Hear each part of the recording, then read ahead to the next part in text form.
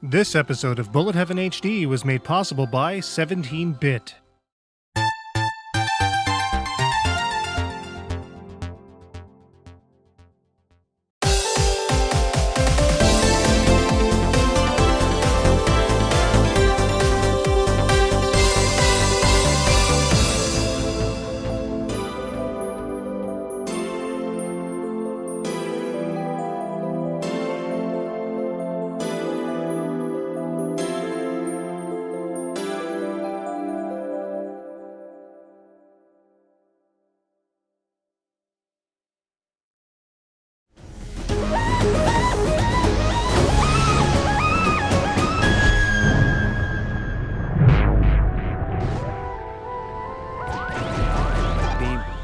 Still can't believe we lost the entire fleet.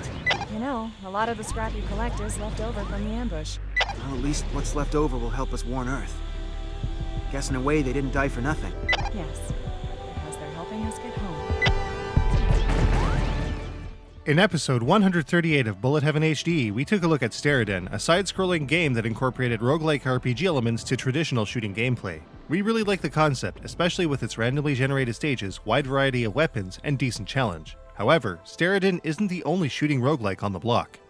Galak-Z the Dimensional is an omnidirectional shooting game / roguelike hybrid with a heavy emphasis on exploration, dogfighting, and survival. Released October 29, 2015 by 17-Bit, Galak-Z takes 80s cartoon and anime influence, space shooters, and roguelike RPG elements, stuffs them into a blender, and hits the switch for awesome sauce. What results have spilled forth? Let's see.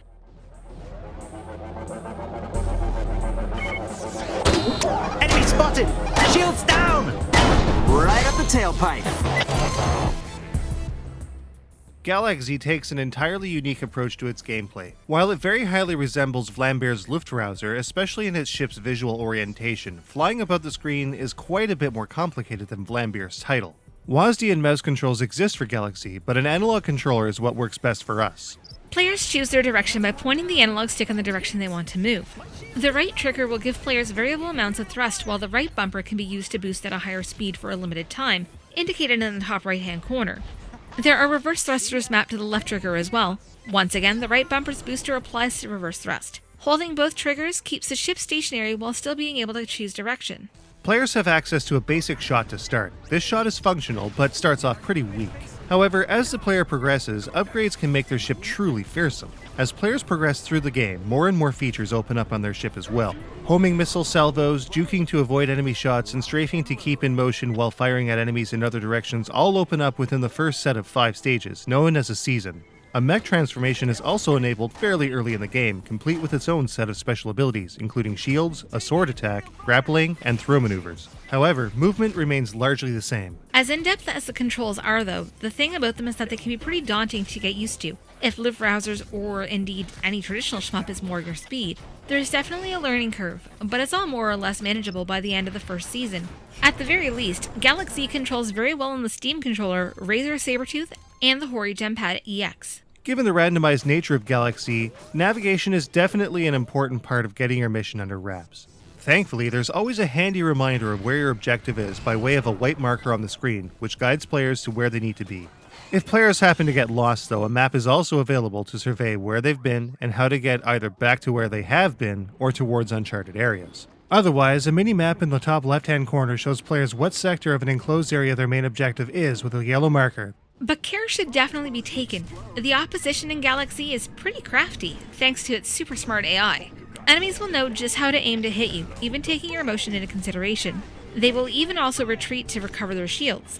But you're not the only one a single enemy faction will be up against. With careful planning and just the right amount of douchebaggery, you can pit enemies against each other to not only thin their ranks, but also get cleanly away if you're low on health. It takes some time before health is actually lost on account of your ship's shields, which will recover over time, but once you're damaged, you won't recover until you pay for it. Or if you're lucky enough to find a health pack. Sound also plays an interesting part in Galak-Z's gameplay. When using your ship's engines, a faint glowing circle will surround your craft. This circle represents your ship's sound, which expands greatly when boosting, but can also be reduced with reduced thrust from a controller's variable triggers. Enemies also have a cone of vision, which can be navigated around if you want to use stealth or otherwise get the jump on them first. Sound also plays an important part here. Parts and enhancements emit an audible ping that gets louder as you approach. while the shop will emit a faint, echoing musical theme. This shop not only sells enhancements that can be bought with materials known as salvage, but also repairs and weapon refills. A lot of these can often be found by exploring each stage, though. Players can find parts, enhancements, blueprints, and even supplies scattered around any given stage. In true roguelike fashion, at the end of the season, your ship drops back to its basic form, leaving players to start over again. A lack of salvage can also be a problem between seasons, but some enemies drop crash coins, which can be traded in for a decent amount of salvage at the beginning of a season. Get a bunch, and thousands of salvage can be had to trick out your ship at season start. Helpful since combat is a little different here as well. Most enemies have shields and health, much like the player's ship. Missiles are helpful, but always limited, so knowing how to deal with your enemy's tactics, shots, and doing as much damage as possible helps. Environmental hazards like exploding plants and lava are great ways to slow down and heavily damage enemies, but they can also damage you as well. Large explosions for missiles also force the player's ship back, so care definitely needs taking in tight spaces. Mech Mode allows for some powerful explosive stage pieces to be whipped at enemies, as well as some enemies themselves for devastating damage as well. Of course, in true roguelike fashion, Galak-Z is one hard game, and a stage will typically take upwards of 10 minutes to complete. Arcade mode takes a lot of the strain off the player, allowing them to continue from the last episode they played.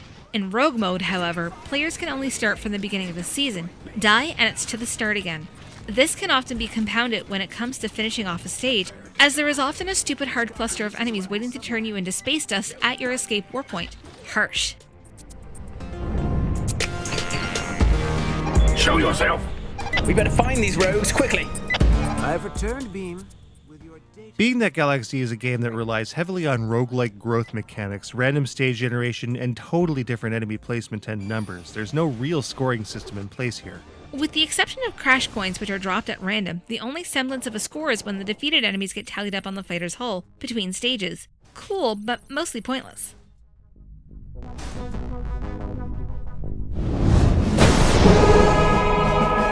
I need you to take out some Imperial satellites. Oh, Beam had me do this. But this is different.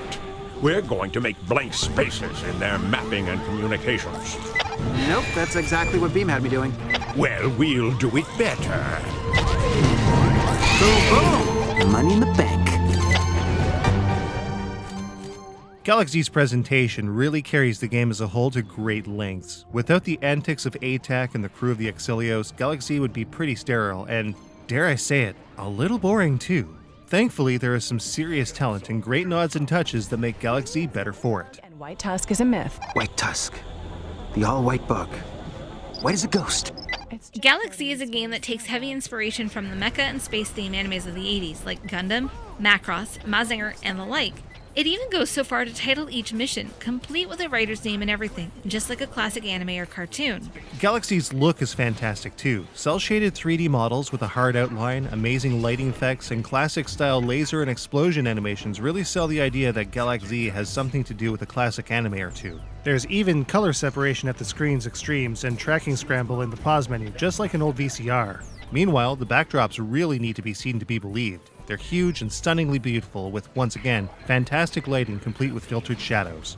Some of the cutscenes and sequences in this game are pre-rendered though, which end up looking a little worse on our system when we were playing it than the real-time in-game stuff.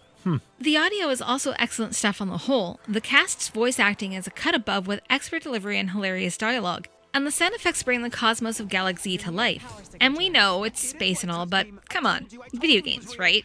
The music is the only thing not really up to code in our opinion, but there are still plenty of standout pieces that are rather cool. Rounding out the package are Steam achievements to add challenging replay for the daring and trading cards, which feature artwork showing off mock steel models of the ships in Galak-Z. Something I would actually pay many real monies for in real life, for real. So, just how does Galak-Z the Dimensional stack up? Let's take a look.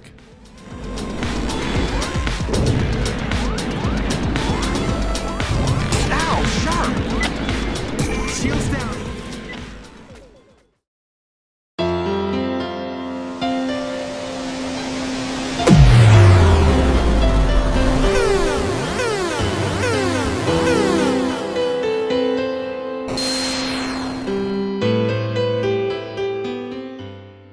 The controls in Galak-Z the Dimensional are all functional and work fairly well in the end, but there is a huge wicked learning curve to it all. Once mastered though, Galak-Z allows for some pretty epic encounters and battles. Make no mistake, Galak-Z is one heck of a tough game, even in arcade mode. Rogue Mode adds a layer of challenge that only the hardest core will likely be able to overcome. There is, at minimum, 25 stages to Galak-Z, making it pretty long to begin with. The addition of randomized elements makes for a super long, diverse experience. Awesome lighting effects paired with great design and gorgeous stages make Galak-Z a visual winner. Character, enemy, ship, and stage design are all top-notch. While the music itself can be a little on the weak side, the sound effects and VO make up for it. The voiceovers in Galak-Z are expertly delivered and often hilarious. Galak-Z is a game that breaks a lot of new ground, both in its execution of a roguelike shmup hybrid and its cunning AI. There really isn't anything like it, especially when it comes to tricking enemy factions into killing each other to save health or ammo.